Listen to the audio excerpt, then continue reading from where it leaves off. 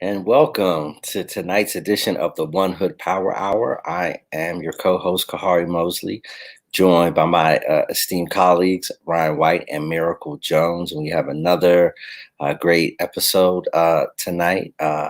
We are going to be talking about how restorative justice keeps communities safe. And we have two great guests, Kempis Ghani Songster and Terrel Williams will be joining us later in the hour to talk about the work that they do, engaging young people and keeping young people safe and helping young people navigate the many obstacles they face between their lives and safety here in Pittsburgh, and which mirrors many of the challenges young people face, not only here, but around the country. But before we get into that, let's start with our quick takes. We'll start with Miracle and go around the horn, as they say in baseball. Well, I know it's a very interesting, moment for baseball, as Pittsburgh Pirates are playing. Well, I mean, they're playing. I don't know the facts about the stats and all that, but I know they're playing. And sports is back. It's still the finals. I think the biggest thing right now here in Pittsburgh, there is the conversation about, tomorrow, City Council will be voting on a proposal to either adopt, reject in whole or in part the proposed $335 million budget for the American Rescue Plan.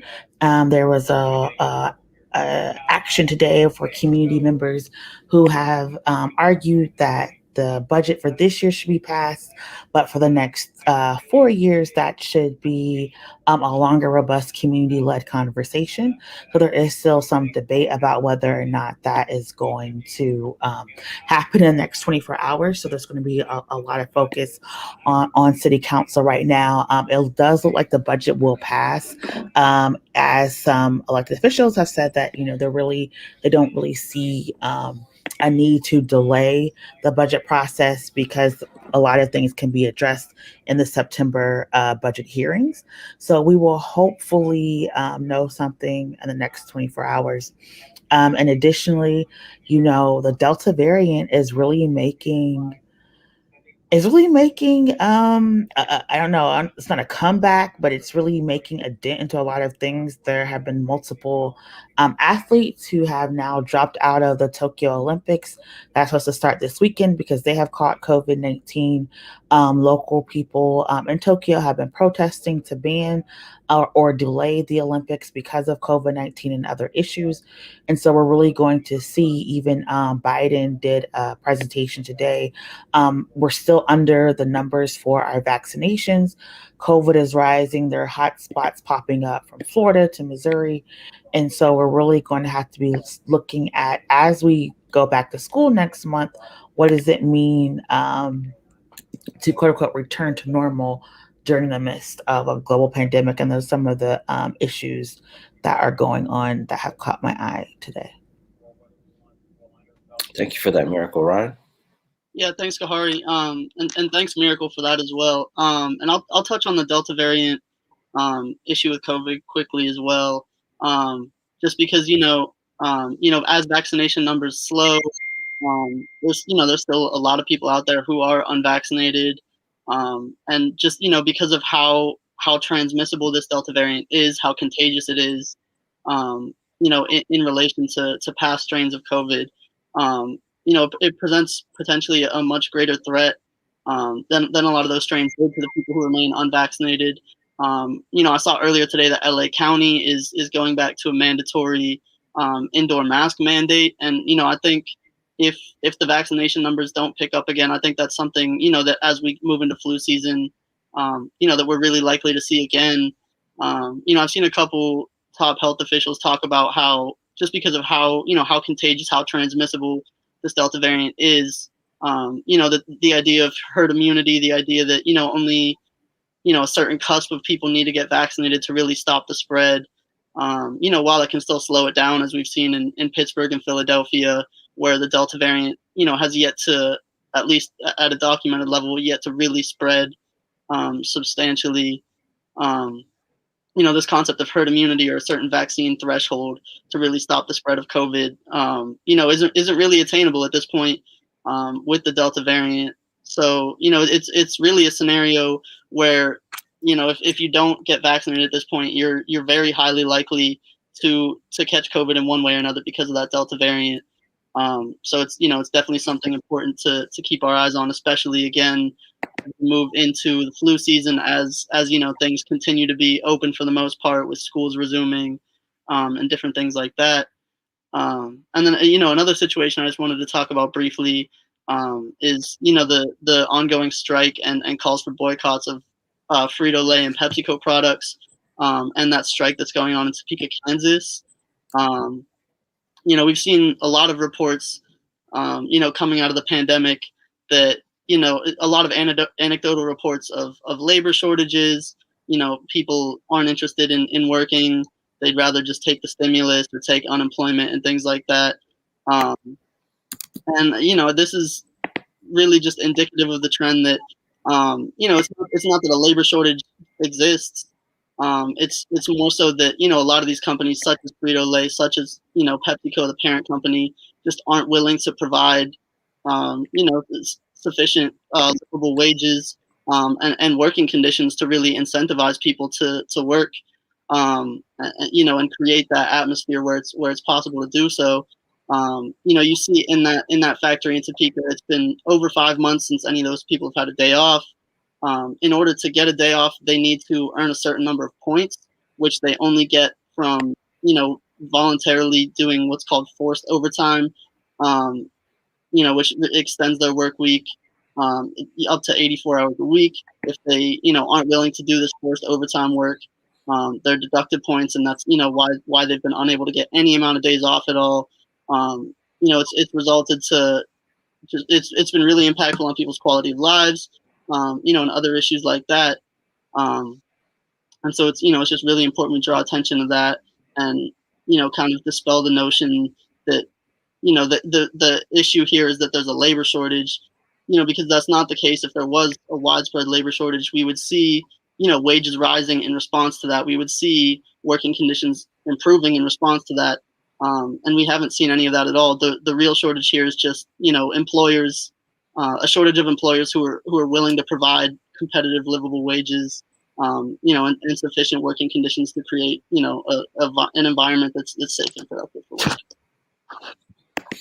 Thank you for that. I just have two quick things. One, a quick update on Senator Doug Mastriano's, State Senator Doug Mastriano's efforts to have a Arizona-style so-called audit of the Pennsylvania election, like they did in Arizona. And one of the interesting developments in this effort is that even the Republican counties in Pennsylvania are refusing to provide access to their voting machines. So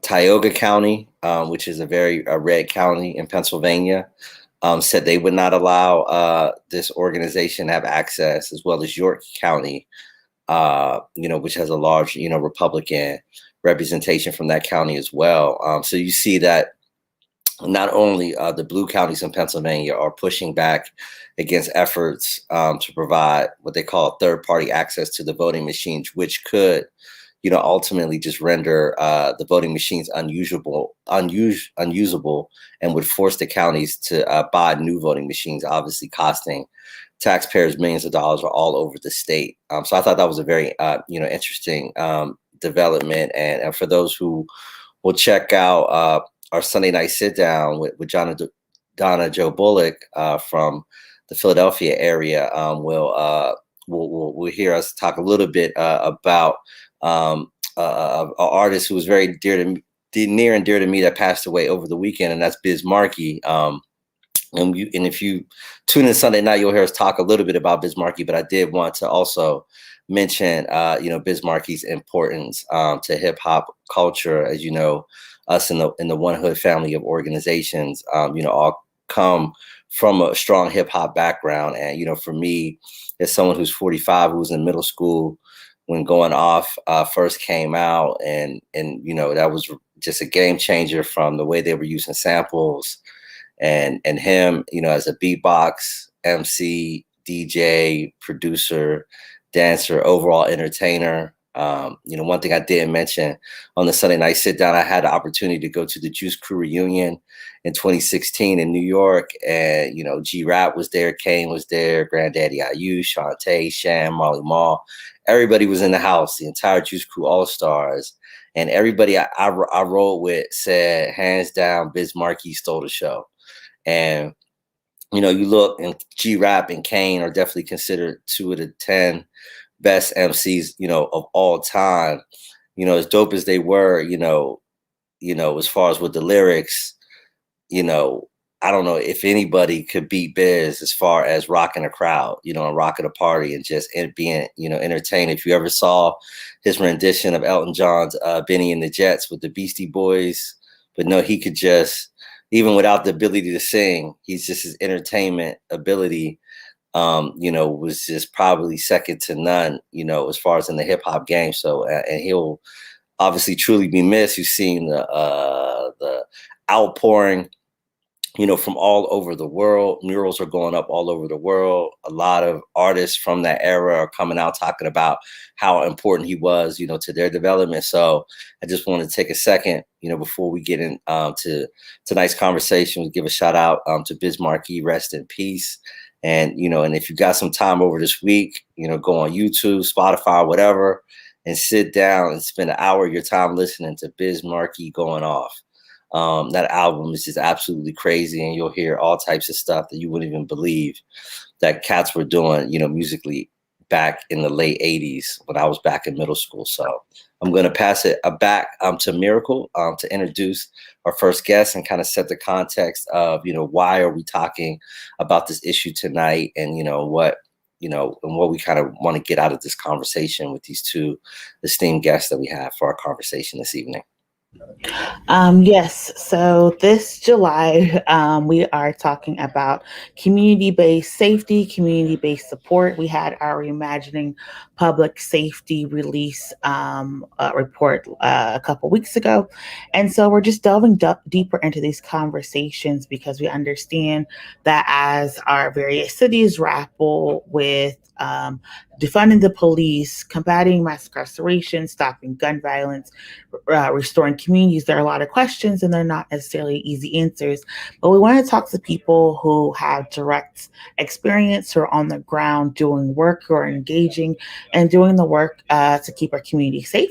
So we have 2 people who are going to be joining us. The first is Ghani Kempis Ghani, also known as Kempis Songster, who is an individual who works as a restorative justice coordinator in the Philadelphia area, who came home to Philadelphia with the edict to help engage restorative justice in the community. And so from YAS, one of our sister organizations in Philly, we welcome to the program Ghani. Peace. How's everybody doing tonight? Thank you for having me on. Miracle, Kari, Ryan, the whole family. It's a blessing and an honor to be here, especially after, Miracle. I don't know how much you've shared on my journey, but, it's if when I say that I appreciate being here, it's not just something polite to say. I mean that from the bottom of my heart. Yeah, and just to educate our audience and to not get into details, Ghani was a juvenile lifer who, due to the Supreme Court ruling, came home a few years ago and has really been working directly in the community. And so can you just talk a little bit about what YAS is and why y'all are so focused on this restorative justice concept? No doubt. So YASP is the Youth Art and Self-Empowerment Project, and it was originally founded to address, Act 33. Act 33 was something that was implemented in the state. I think it was in 1996 that legalized the certification, the automatic certification of young people as adults for various offenses. It used to be the case where, it would took like a homicide, a first degree homicide. If a young person was arrested and charged for a homicide, they were automatically certified as an adult. And even that was, it was a discrepancy in that policy because according to federal law, young people, even if they were arrested for a homicide, had to have a hearing, that where the case would be made for them to be transferred to the adult system, but now the way it is if a child is arrested for a homicide, they're automatically certified as an adult, and they have to have a decertification hearing to get it transferred back to the juvenile system. That was just for homicides. But in 1996, with the passing of Act 33, it widened the net with the amount of charges that a young person could receive and be automatically certified as an adult for. And so YASP wanted to challenge that specifically because ever since Act 33, it increased the amount of children that was placed in jails, and detentions for offenses that, they shouldn't even been really charged, much less put in detention for. And there's 3 cities that's predominantly impacted by Act 33. As you might imagine, that's Philadelphia, Pittsburgh, and Harrisburg. And you probably guess why, because, those are the cities probably with the highest amount of brown and Black youth, And so we said, what, we need to challenge this. Our young people do not need to be cuffed and caged and corralled. They need healing, right? Because our young people are navigating, the maze of life, laboring under so many accumulated traumas. And that's never addressed by the current legal system. And that's one of the things that we also sought to address too, was just the health of our young people. Our advocacy is not just to keep them out of prison, but to also, advocate for their optimal health.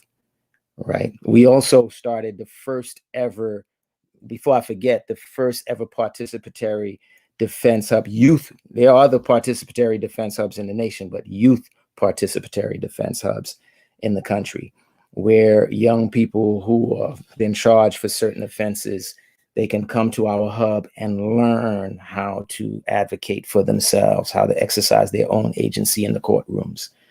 Right. And so, yeah, our advocacy is specifically for young people. The majority of our staff is formerly adjudicated and formerly incarcerated youth.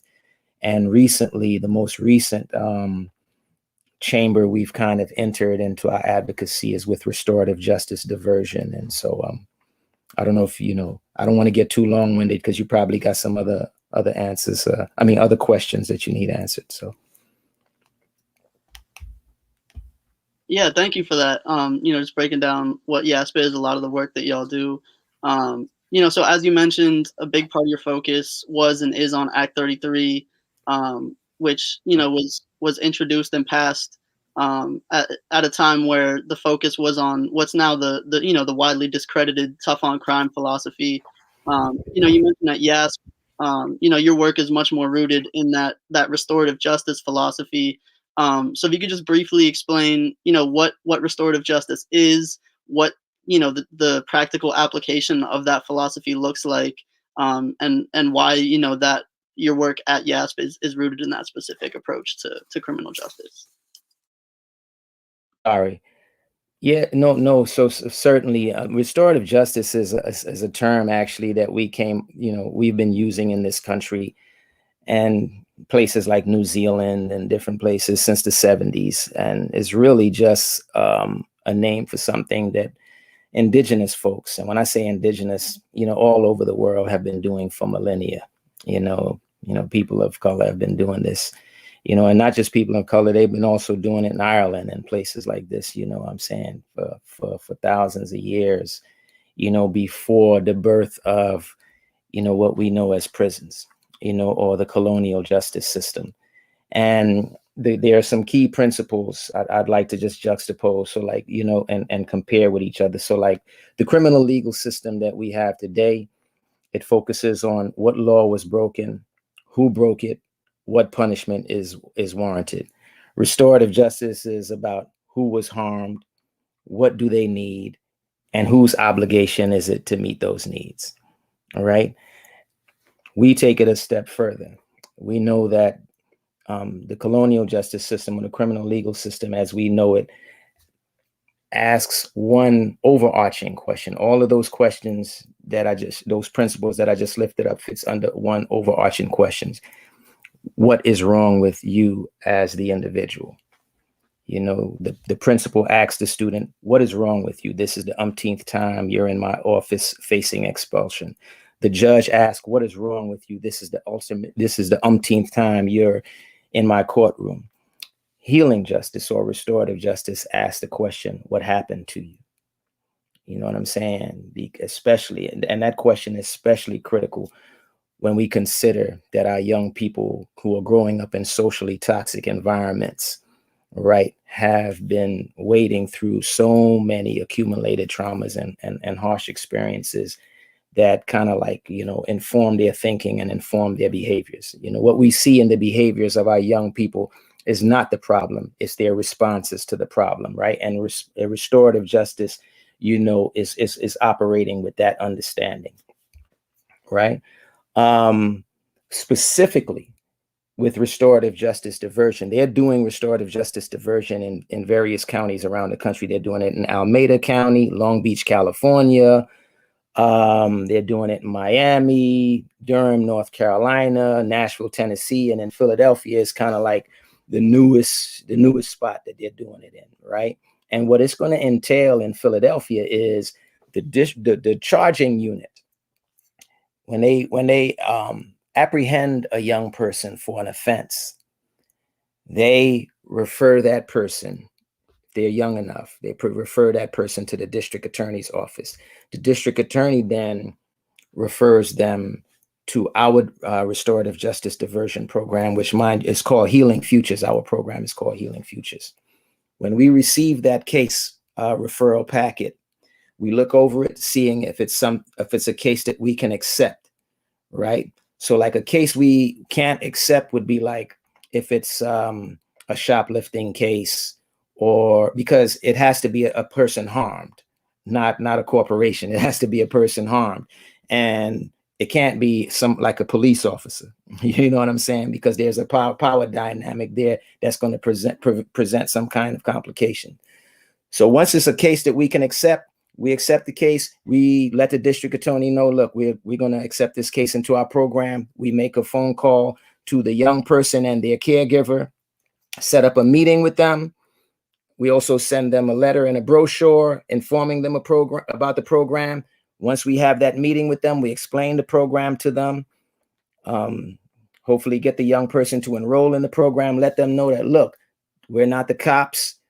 What we're trying to do is keep the cops out of this, keep the courts out of this, keep the system out of this. This is an opportunity to divert you from being charged, and also an opportunity for you to learn, you know, about the impacts of whatever you did, or whatever, you know what I'm saying, whatever harm was caused.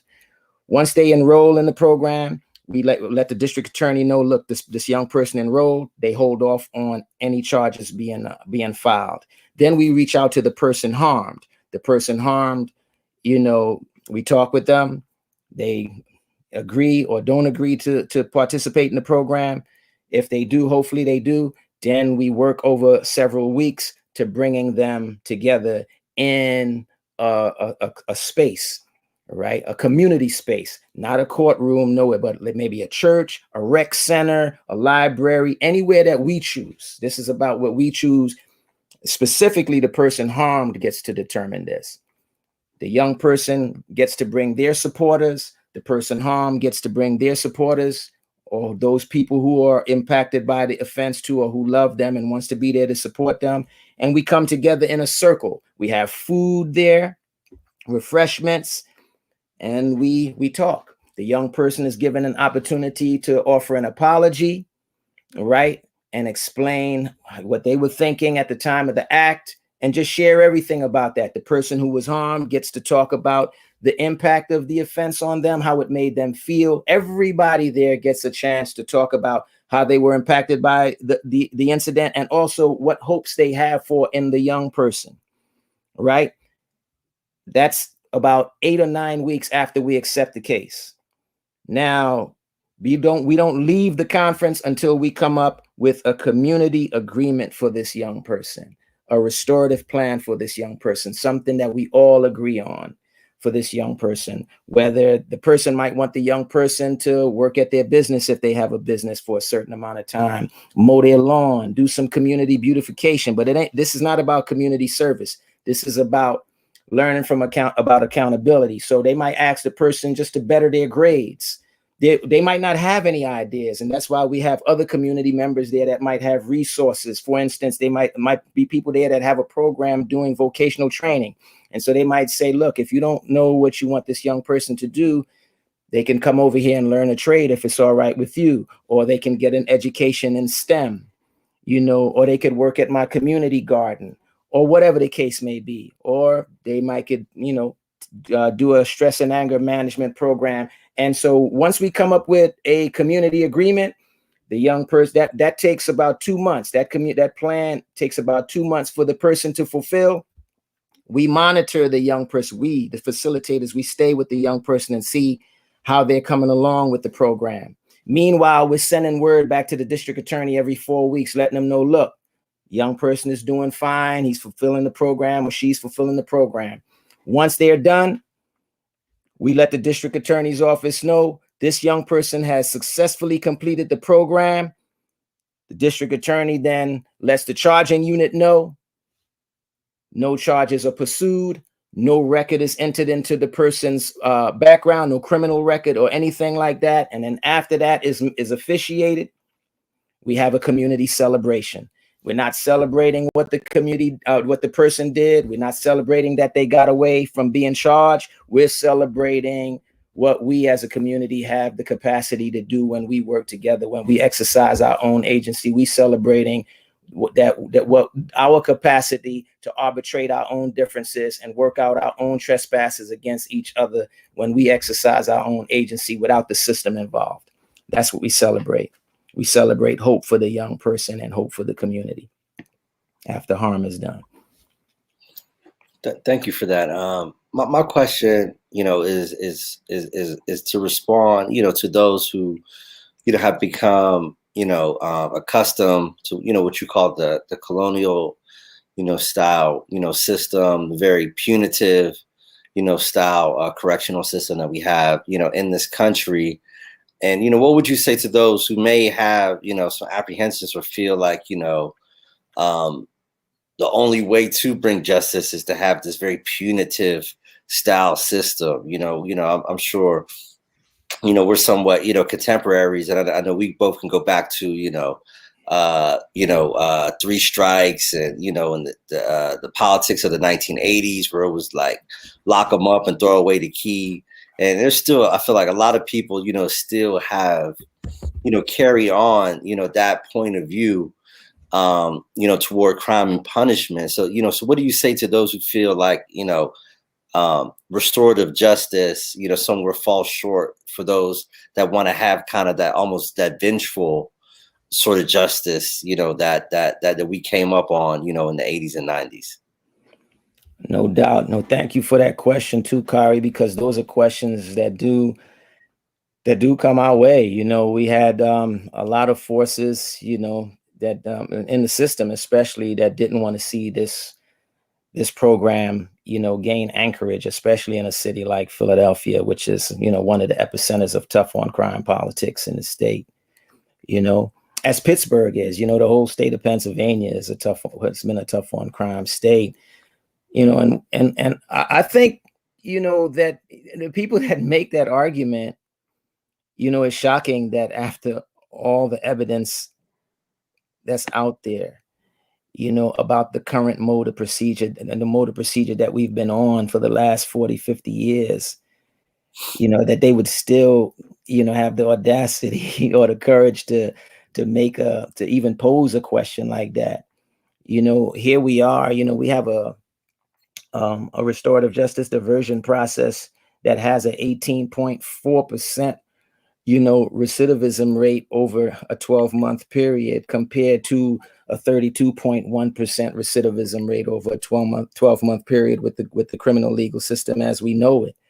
It costs about $4,500 to move one young person through this restorative justice diversion process, roughly, over the period of the program, compared to $23,000 a year on average to keep a child on probation, or $588 a day, or $214,620 a year to keep a child in a jail cell. You dig what I'm saying? So people that's operating off that colonial mindset don't even have a leg to stand on. I mean,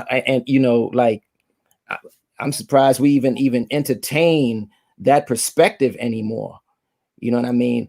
With all the damage and decimation that, and I don't even want to call it mass incarceration, because we're not even talking about a mass. We're talking about human beings here. You know what I'm saying? We're not talking about some faceless masses of people.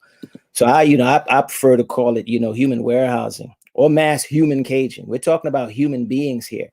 The impact on human lives, on our communities that the prison industrial complex has had, and how it has ravaged us, that anybody still has the audacity to wave that flag, against something like restorative justice that we have yet to even really give a chance.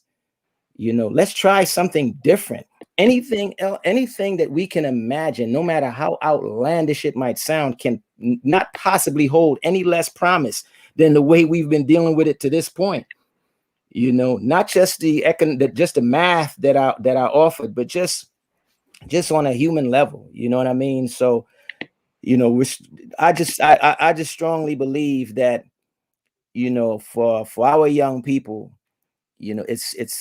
I'll put it to you like this. One victim's advocate who heads Mothers in Charge, Dr. Dorothy Johnson Spite. She has Mothers in Charge, a premier victims advocacy group. She sat down with me one day. She told me, she said, man, there is nothing that I would want less than to hear that the person who took my son's life is sitting in a jail cell doing nothing. Right? I think that's a very important point to lift up, because it is a falsehood that with the majority of people who've suffered harm, that's all they want is punishment. That's all they want is for the person that hurt them is to just sit in a jail cell and vegetate and generate millions of dollars for corporations and industries in the name of accountability. Accountability is not something that's passive, right? Being punished is passive. Being rehabilitated is passive. You just got to sit there and let the state punish you and let the state rehabilitate you, right? And you don't never have to be remorseful. You don't never have to show contrition. You don't never have to be accountable. But accountability requires agency. Transformation requires agency. Redemption requires agency. It requires the person that have done the harm, right? Understanding the impact of the harm that they've done and wanting to be hands-on in bringing some type of balance back to the community that they've left in a state of imbalance, right? That is what restorative justice offers. And just one more thing too about restorative. I'm not married to the term restorative justice, by the way. I use it. I wear it as a title. I use it for lack of a more commonly used term. All right. But I know the limitations of restorative justice. I know restorative justice doesn't address trauma. It doesn't address addiction. It doesn't address poverty. It doesn't address racism and unemployment and lack of health care and mental health issues. And it doesn't address white supremacy and all of those things. Right. And I don't want us to allow to use restorative justice as this new holistic way of fixing our children. That's not what this is for. Transformative justice is really a term that that I gravitate more to. It's something that uses restorative justice principles, but that's also about changing the conditions that's breeding the violent tendencies in our young people, right? Because restorative justice, what are we going to be, if children are growing up in socially toxic environments and that's where the violence takes place, what are we restoring it to, that back to that? That's not what we're doing. And so, so it's about transforming our conditions, teaching our young people to value their place in the community, right? And in their neighborhoods, and teaching them about the impact of their harms. And this is something that the criminal legal system and its current mode of procedure, which is just a punishment undeterminately and just without end, that's what that conveys. And it has not worked in the best interest and in the health of our communities. I thank you so much for your time. And as we wrap up, just two quick questions. One, how can people get in contact with you? And two, I know this is a newer program, but when we're looking at resources, we're talking about community needs. What are some of the things that the youth that you're working with are asking for and telling you that they need, that they don't have access to right now? Definitely. Thank you for that. And so you can always reach out to YASP, on our website, www.yaspproject.com, or just check us out on Facebook or Twitter, any one of our social media sites. And, we've just had 4 successful enrollments in our program, and all 3 of the persons harmed are interested in participating in the program. And one of the things that, one common theme that I'm hearing, first from the persons harmed don't want the young people to be jailed. They don't think that that is the answer to the problem. And I think that's very telling. There is a 91% satisfaction rate amongst the person harmed in all the restorative justice diversion programs around the country. And that's an insane statistic in a world where it's hard to get people to agree on anything 50% of the time. But from young people who are going through the program, one of the things that we're hearing from them is the lack of resources, that they wish there were things for them to do, that they wish they were somebody there to talk to them,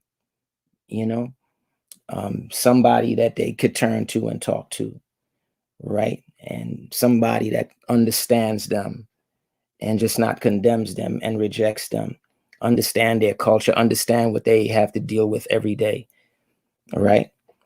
That's one of the things that I'm hearing from them all the time is they're looking for care, and that's not what they're getting from the community. And I would probably just end with, we hear the African proverb all the time, it takes a village to raise a child. And, the truth of that is not worn out by how many times we say it. The truth of it is solid as ever. But there is another African proverb that we don't say enough. And that is, when a child is not embraced by the village, he or she will burn it down to feel its warmth.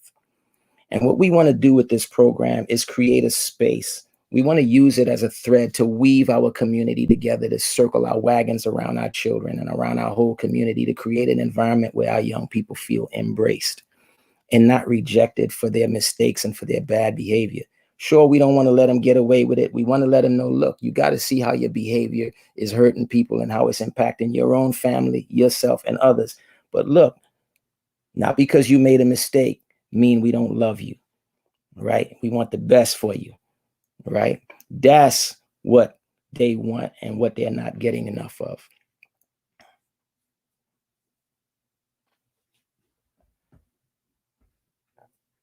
With that, I do appreciate you, and I do thank you so much for joining us in this episode, the One Hood Power Hour. I know hopefully in the future we can come out to Philly and see this, program in person, as we do allow for youth to volunteer for their community service hours, so they don't get charges, with our, it's one of the things our organizations do. And so we would love to to come and see how your program works, to see if we can do something similar to some in the school districts here. But thank you so much for joining us. We wish you all the best of luck, and tell everyone at YASP we said hello. Thank you so much. Everybody be blessed. Thank you for having us. Thank you so much for joining us. Thank you. And that was Kempis Songster from YASP in Philadelphia. And again, he has just an incredible story to tell. We shared some of that background in the comments section, so you can click on those links and learn more about the organization that he is affiliated with, as well as his own, personal story, which is just incredible. Looking into his background and how far that he's come, he's such an inspiration. So thank you again for joining us. And back to Miracle to introduce our second and final guest for the evening. Yes, like you said, we are here, trying to, share information about what's going on. And locally, there are people who've been through the system, who've watched loved ones and family members and neighbors go through the system, and are actually working to try to create restorative justice practices to try to get particularly our youth involved in community and supported by community. And one of the individuals is Terrel Williams, who is the education coordinator at the Allegheny County Office of Children, Youth, and Family Services. And, was recently profiled about how, they're from the Hill and they're really working primarily with foster youth to try to, engage them, uplift them, and encourage them and motivate them. And with that, we want to bring in Mr. Williams to talk about his work and ways that we can support local youth here in Allegheny County. Good evening. Good to see everybody. Happy to be here. Yeah, thank you so much for joining us. And I know I guess the heavy hill hitters. You're always talking about the Hill District. I love the Hill District too. Mm-hmm. But can you just talk about how those experiences and growing up in the Hill led you to work at your current position with the Youth, Family, and Children Services? Yeah, I mean, growing up, I'm from the same environment as, most of the people that I deal with right now. I grew up in the projects. I was raised in the projects. And from there, I went to a neighborhood in the Hill where people in the projects laughed at my neighborhood or my street. You know what I mean? So I know about poverty. I know about just feeling like nobody can help you. So, the older I got, God always blessed me with opportunities to do what I needed to do to succeed. From middle school to high school to even college, I was able to make something of myself. And, the struggle just made me realize, like, man, I can't just go out, be successful and forget people that I came up with. My father, rest his soul, he always said that I was the type of guy that he would have listened to when he was a young knucklehead because I understand him. So when I got to a place where I was able to have a little bit of power, I guess, I wanted to use the power to kind of show like, yo, you can make something of yourself. It doesn't matter what comes against you. Keep that spirit strong and keep fighting. And here I am right now, and I'm able to reach back, lift people up and dust people off that have been knocked in the dirt.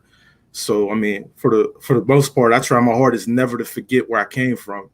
And with that being said, the Hill District isn't what it used to be, but it's still a mindset. So you could be from Homewood, Northview, Manchester, Compton, Jersey, Philly.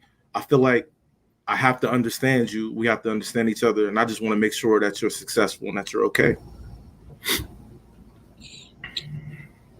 Thank you for that. Yeah, and working towards all that, working towards those goals with all the different youth that you work with. What are some of the services you offer through that position at the Office of Children, Youth, and Families? Resources you connect them with, different things like that. Basically, I work with anybody from the age of 14 to 24. So as you know, that's a real broad age group. That's a whole lot of personalities, a whole lot of issues, a whole lot of craziness that you got to encounter. But pretty much my number one job is to make sure that they're productive and they're able to make the transition from a kid to an adult that can sustain some type of productive life. Example, if I have a kid on my caseload, which I have 100 kids on my caseload, if a kid needs a laptop to be able to log in to do schoolwork for college, I got to make sure I find a way to get that for them. If I have a young person, even if it's something so basic as they don't have $20 to sign an application fee to play basketball, and that's the one thing that keeps them out of trouble, I try to find my way to pay for it. to make sure that they're able to do that so they don't have to get into any issues. Really, it could go from dorm kits to housing help or housing assistance, pointing them in the right direction for any type of even therapeutic help. You know, my job is to make sure anybody from 14 to 24 has what they need and there's no barriers to them being successful.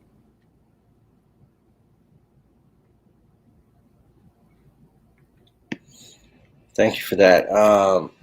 Can you share, like a story of a kind of just an example of, why, your work, is so important, working with young people, like a young person whose story really stands out as a story you tell often as kind of an example of why this work is so important?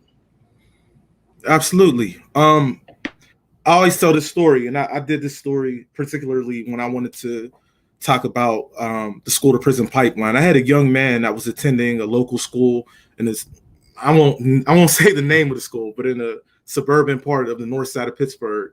This young man, literally my first week of working for CYF, he was in trouble. Apparently, that particular school wanted to kick him out and expel him. What they're supposed to do for a young black man that has an IEP, they're supposed to do a best interest decision so he can have lawyer representation. He's supposed to have all types of people that support him and advocate for him.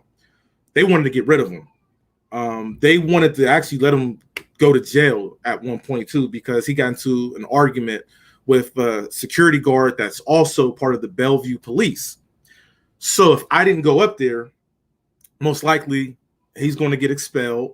If he gets expelled, he doesn't have anybody that's going to be able to sign him up for school. If he got kicked out, he was going to have to face one of the judges in Pittsburgh. The judge probably would have sent him to like not a foster home, but like a group home that was similar to jail. So on my first week, I had to go up to the school and I had to face a VP, a guidance counselor, and all of his special education teachers that are literally lining up to tell me everything he did wrong and telling me if I don't get him out of this school and place him in a better school or a different school, they were going to go through with the disciplinary measures. Obviously, I didn't have time to call anybody. I had to step up for him, and I got him out of there. And I transferred him from Westinghouse High School. From Westinghouse, he went to Passport Academy, and he graduated from Passport Academy, I believe, last summer. So I was able to help him be a productive young man. He didn't need anything else but to get out of that environment because, unfortunately, when you're an inner city black man or young black man from the inner city and they throw you in a suburban school thinking that it's going to be, I guess, a little easier for you to adapt, you're dealing with all type of forces that you really don't understand until you get under them. And people are, I don't want to call it bullying, but suburban kids might not necessarily understand you. Plus, you're a foster kid. So he needed mental health resources. But nobody thinks of that. They just want to discipline you. And if I didn't come through, I guess, to represent them, they would have disciplined him, and we'd probably be talking about him being a statistic in the juvenile justice system.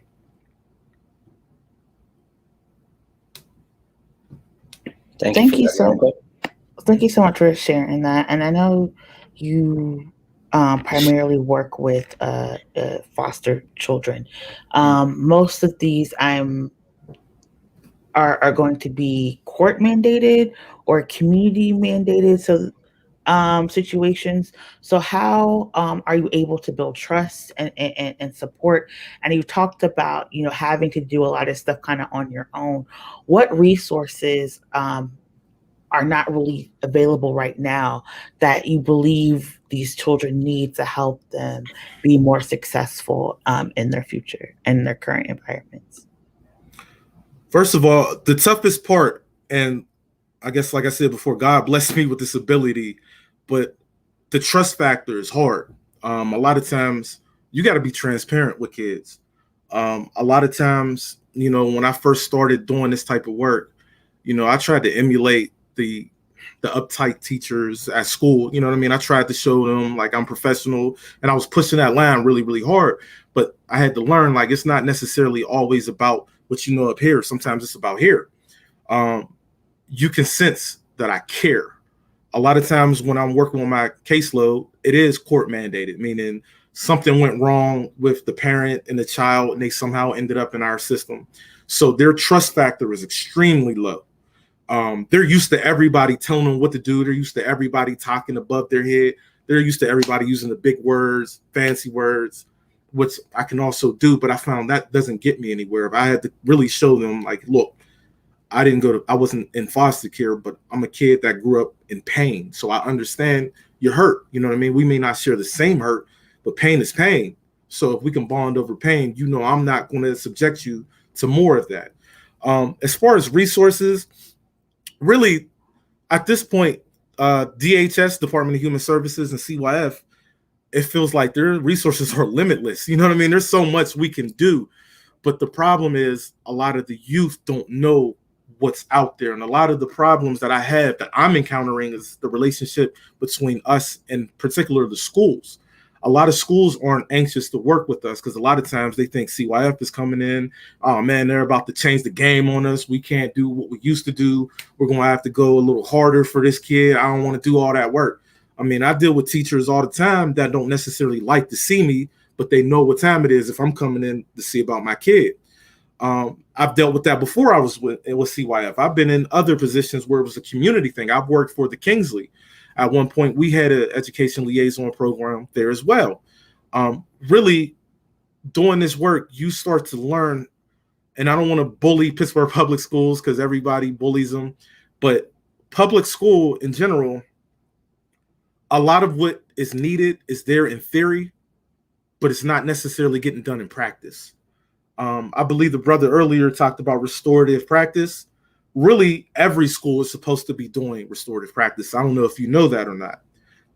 But in my time as working as an education liaison in all these years, I'll say I can probably count on my one hand how many times I've actually attended a restorative practice or restorative justice meeting. It doesn't get done. So really where we're failing the youth, I hate to say it, is outside of the community and in the system. The school system right now is really struggling. The public school system, particularly.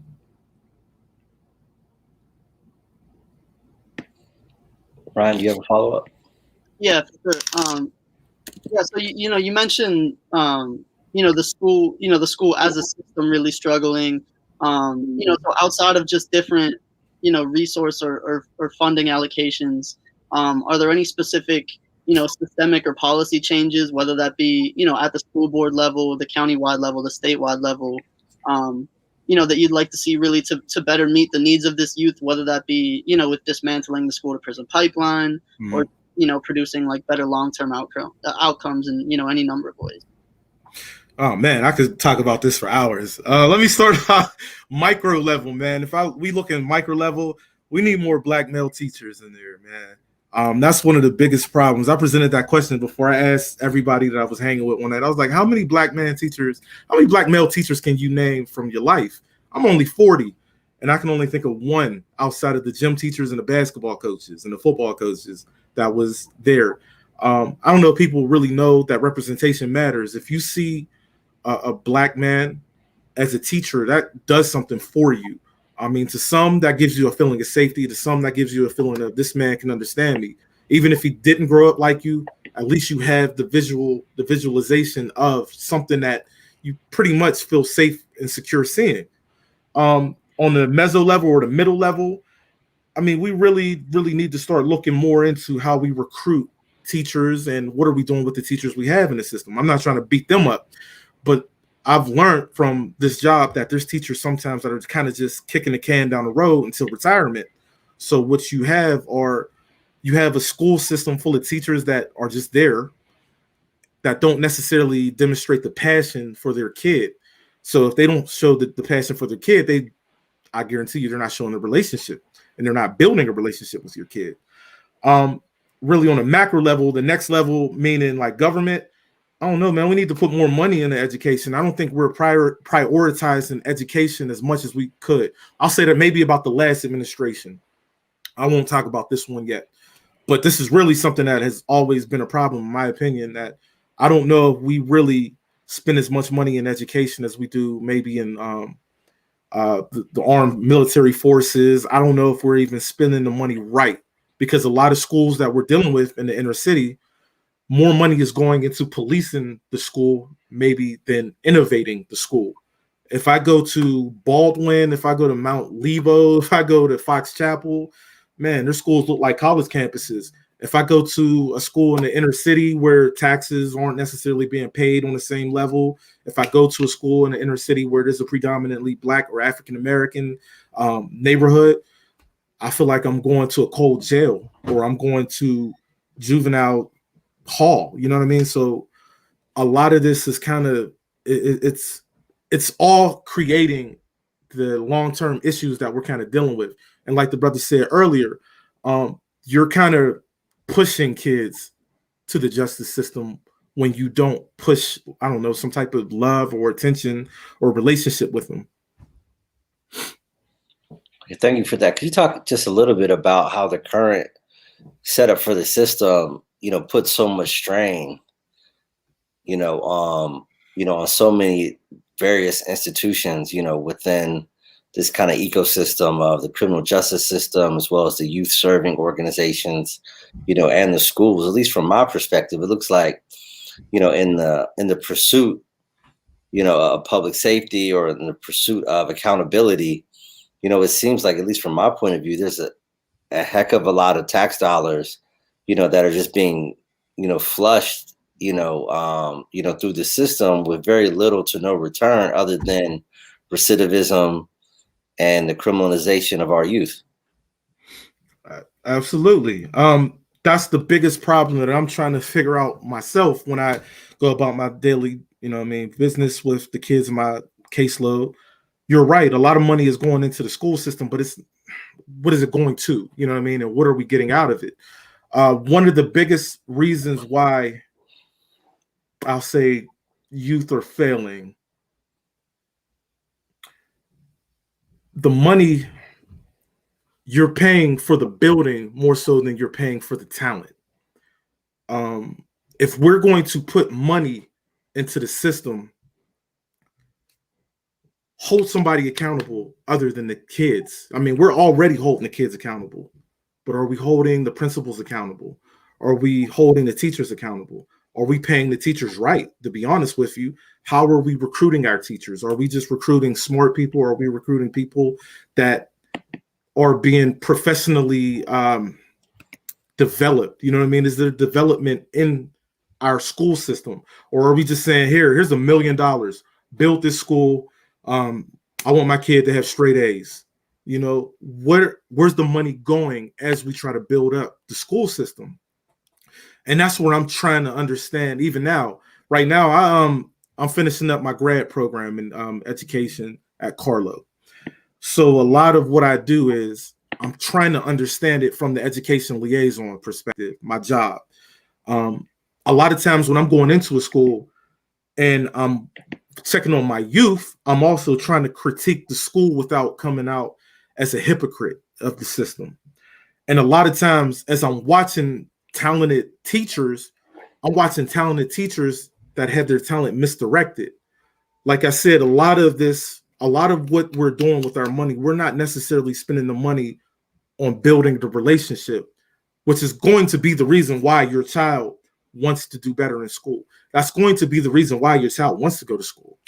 We're trying to build more curriculum than we are with the relationship between who's pushing the curriculum. You and I know, if you don't want to hear nothing that the teacher's talking about, you ain't going to listen. He could be giving you keys to being a billionaire. He could give you the keys to being the greatest. If you don't want to hear what he's talking about, you're not going to want to hear what he's talking about. And one of the biggest things that I learned, I had to do a project, and I believe it was on, it was on a school in China. I think it was in, I can't remember, but I'm not going to keep that to mess up the point. They have the #1 school in the world. China has the #1 school in the world. And they gave them a list of why. Like, China gave a list of why they're the #1 school. They said they're constantly trying to innovate. They're constantly trying to hold their teachers accountable. They're constantly looking for ways to develop their teachers, and making them, I guess, preserve relationships within the school. That's their secret. And they're still not satisfied. Whereas when you look at our school system, what are we putting all our money into? What do we care more about? And that's where we're going wrong. And like you said, if we can't get it right at the teen level, all we're doing is just we're setting up our kids, because they're not going to be able to out hustle the kids that live in like a Fox Chapel or live in a Mount Lebo or live in North Hills, and none of that. Because, and this is something that's happening. I want to bring this up. I don't mean to like go all over the place on this one, but I really wanted to talk about this too. The pandemic, it came along and it knocked a lot of kids off of their square. So now they're going to school from home and they're trying to do all their work from a laptop. Schools in North Hills and schools in Mount Lebanon, schools in Fox Chapel have already been used to doing stuff like that. Moon, they're used to doing stuff like that. Montour. So now you got a little kid from Perry or Westinghouse, and you just thrown them into an atmosphere that they're not used to. And we're going to pass that kid just because the pandemic is going to be the excuse for why they didn't do well. And then we're going to put them next to the kid that came out of Moon, Montour, North Hills, North Allegheny, and we're going to put them all in the same classroom in college. One of them was prepared for the pandemic, knows what they're doing, didn't miss a beat. The other one only made it by the skin of their teeth because the teacher just passed them. Now what happens when one fails out of college, has to go back to the bad neighborhood he came from. The other one is going to keep going. So the one thing that I talked about with my professor, this is a paradigm shift for how we're dealing with our kids. The education system, I don't know, we need to work more toward solutions that are beyond just do the curriculum and pass. Thank you so much for that. And as we wrap up, as you talk, same questions that kind of ended up with Ghani. One, how do people get in contact with you? And has there been like a common theme of what the children are asking for? Is there some type of resource that's missing, some type of support that's missing? You're working particularly with foster children who may or may not be reunited with their families. So what are some of the needs that they are specifically asking for? A lot of them are looking for something to do, to occupy their time. For some reason, they're looking for camps, they're looking for tutors, they're looking for more resources toward one-on-one time. A lot of the kids I deal with, they're used to fighting for attention, you know what I mean? And then they're not even trustworthy of the attention they get. So they need more resources in the maybe after school programs, maybe more mentoring programs. A lot of the programs that we do have, Big Brothers, Big Sisters, you're done by the time you're about 13, I think. You age out of that. So right now, a lot of them just really want mentorship, and they want programs that they can just learn outside of schoolwork, like vocational programs, like cutting hair or like being a veterinarian or something so basic to us, but to them, that would be everything. Thank you so much for joining us, Terrel Williams from Allegheny County. Thank you so much for your time, and thank you for the work that you're doing. More importantly, the service that you're providing, and definitely looking forward to having you back on soon. So thank you so much for joining us, and good luck in your endeavors, and stay in touch. So any way that we can be a resource for the work that you do, we look forward to do that as well. Thank you. Appreciate y'all. Y'all are great. Your contact, how do people contact you? Yeah. Oh, I'm sorry. A couple of ways. You can catch me on Twitter at the KA Theologian. It stands for the cool ass theologian. You can catch me on Twitter, man. You can catch me on Facebook, or if you ever want to just have a conversation with me, I'm available at terrell.ryan@gmail.com. Cool. Thanks so much. We'll make sure we share that in the comment section. And again, thank you so much, Terrel Williams, for joining us today. Look forward to talking to you soon. All right. Thanks, man. All right, take care. Bye-bye. Yep. Thanks for joining us. Thanks, Ryan.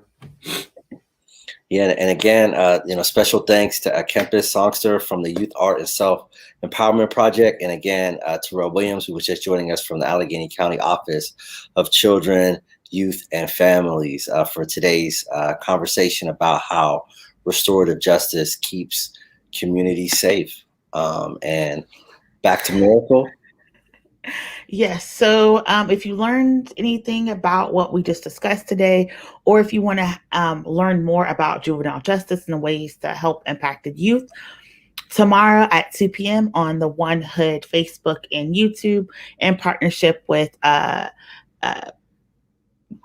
Pittsburgh, Penn State, Greater Allegheny, and the Game Project, we are doing a symposium Monday, Tuesday, Wednesday, Thursday at 2 p.m. talking about what Pennsylvania needs to know about juvenile justice. And tomorrow I'll be heading up the juvenile justice portion of this conference for day 2. So tune in tomorrow at 2 p.m. We're going to have a really great conversation. But as we have the symposium, our regular work continues. Wednesday at 6 p.m., we have This Week in White Supremacy. Thursday at 12 p.m., we're going to have, On Tilt, because we have to protect our mental health. And we actually have a very special in-person event that's going to happen this Saturday at the Community Empowerment Association in Hillwood from 12 to 10. From 12 p.m. to 2 p.m. with Senator Sharif Street from Philadelphia, Representative Summer Lee from here in Allegheny County. I will be moderating. We'll also be joined by Tiara Bradford from the ACLU and Richard Gardland from the University of Pittsburgh School of Social Work. And we're going to be talking about ways that we can combat gun violence and mass incarceration. So like we said, this whole entire month, we're talking about ways we can keep our communities safe, ways that we can invest in our communities, and ways that we can highlight the resources that we need in our communities. And that's why we're having this conversation. This will be live streamed as well as in person. If you are in person, we do ask that you do wear a mask so we can protect ourselves and our loved ones against this COVID-19 pandemic. And lastly, we just encourage everyone. We know people are burnt out. It's a lot going on in the world. But we do have elections coming up. We have so many opportunities to elect a lot of great people in November. So please make sure you are registered to vote because we'll start doing a lot of things. And want to make sure you join us by next week because we will have our website launch. So I will turn it over to Kahari and Ryan, who will close us out for today. Yeah, just real quick before we go to Ryan. Again, as Miracle said, this week we onehoodpower.com will be going up most likely sometime tomorrow.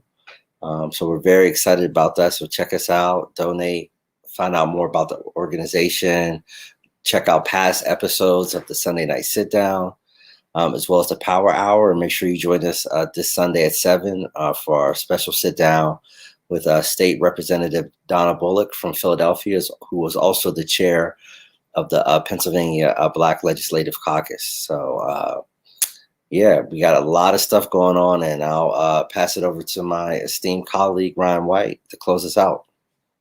Yeah, thanks for that, Kahari. And then, one additional thing to mention in addition to, all those events going on this week is that, next Monday, again, continuing on with that same theme of community safety, since it's the last Monday of the month, we'll be continuing our series of legislative visits. So sticking with that theme of community safety, we'll be joined by, a couple members of the Pennsylvania General Assembly to really talk about, from a statewide legislative perspective, how we can best be advocating for that community safety, and combating issues that impact that safety, like mass incarceration, like community violence, all at the same time. So yeah, join us again next Monday, in addition to, all the other great events we have coming up this week and next week as well. And with that, thank you all for joining us. Please join us next Monday at 7 p.m. For our end of the month legislative sit down, and join us this Sunday at 7 p.m. again for our Sunday night sit down with State Representative Donna Bullock. And until this Sunday or next Monday. Stay safe, stay engaged in the process, stay involved. And like Miracle said, if you haven't registered yet, register to vote as soon as possible.